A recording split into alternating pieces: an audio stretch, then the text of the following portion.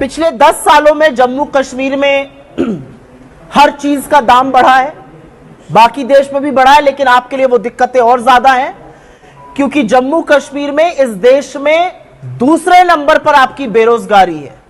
तो बेरोजगारी और महंगाई का जो कॉम्बिनेशन होता है वो बड़ा लीथल होता है और उसके चलते आपको जो दिक्कतें हुई है उसके बारे में मैं अगले 5-10 मिनट में जरूर बात करूंगी।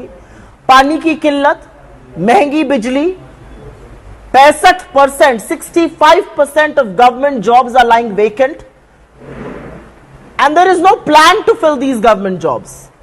बेरोजगारी सबको पता है और उसके बाद 65% गवर्नमेंट जॉब्स खाली क्यों है, इसका जवाब तो सिर्फ एलजी और उनके दिल्ली में बैठे हुए आका दे सकते हैं। क्या चीजें सुधर गई उसके बारे में भी हम चर्चा करेंगे। बड़े बड़े दावे किए गए थे शांति के, अमन के, चैन के। यह अलग बात है कि जब 2024 का चुनाव आया तो जो शांति, अमन, चैन के बारे में अपनी ही डींगे हाँकते थे वो ना श्रीनगर लड़ने लायक थे, ना अनंतनाग राजौरी लड़ने लायक थे, ना बारामूला लड़ने लायक थे, तो वो सब रण छोड़ के भाग गए।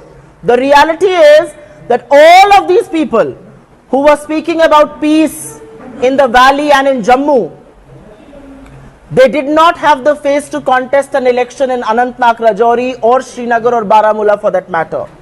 The reality is that Jammu and Kashmir has reeled under high prices, rampant unemployment, rampant corruption, water shortage, very high electricity cost, huge electricity cuts.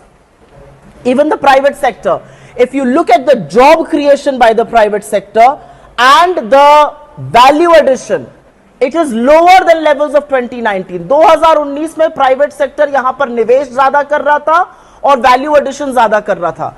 आज 65% सरकारी नौकरियां भी खाली हैं और प्राइवेट सेक्टर का निवेश और प्राइवेट सेक्टर का वैल्यू एडिशन भी निरंतर गिरता गया, आज 2019 के लेवल से नीचे है। स्कैम, ऐसा कौन सा सेक्टर है जिसमें स्कैम नहीं हुआ है? Mining scam, liquor scam, construction, contract, हर चीज में स्कैम हुआ है। और हर चीज में स्कैम का सबसे बड़ा पहलू यह है कि आपके हक को लेकर दूसरे के हक को दे दिया गया है। सबसे बड़ा पहलू यह है कि कॉन्ट्रैक्ट्स में यहां के लोगों का जो भागीदारी है, the participation of people in government contracts, the participation of people in mining, in liquor, in all of those things has gone down. और असलियत यह है कि अनएम्प्लॉयमेंट पे मैं बात शुरू करती हूं, ज्यादा डिटेल में अब बात करेंगे। अनएम्प्लॉयमेंट में, और ये मेरा आंकड़ा नहीं है, ये सरकारी आंकड़ा है, गवर्नमेंट ऑफ इंडिया का आंकड़ा है। जम्मू कश्मीर का अनएम्प्लॉयमेंट बाकी देश के एवरेज अनएम्प्लॉयमेंट का डबल है। The unemployment in Jammu and Kashmir is twice that of the national average unemployment.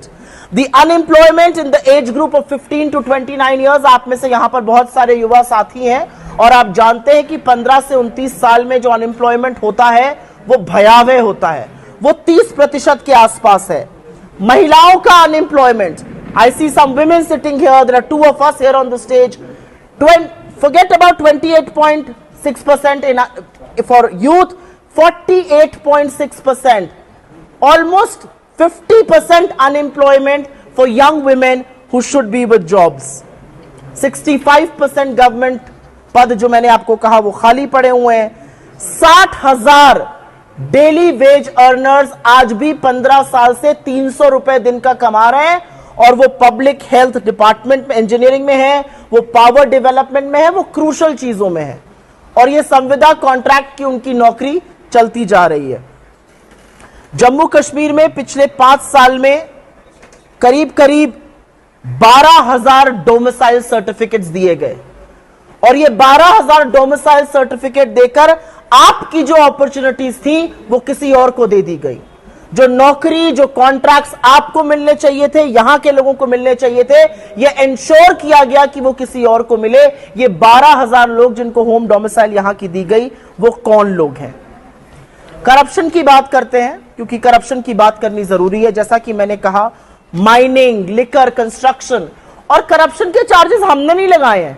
Corruption के चार्जेस यहां के पूर्व गवर्नर, जिनको इन्होंने अपॉइंट किया था बीजेपी ने, सत्यपाल मलिक ने करप्शन के चार्जेस लगाए और करप्शन के चार्जेस लगाने का उनको इनाम यह मिला कि उनके घर पर आज भी रेड होती है।